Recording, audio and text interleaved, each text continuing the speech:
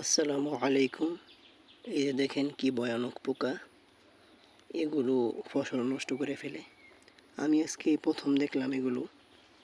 এই যে দেখেন কি ভয়ানক,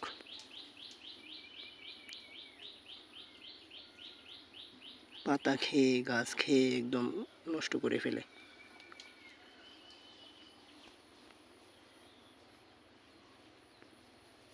কি ভয়ানক, গাছের মধ্যে সরাসরি দেখাই।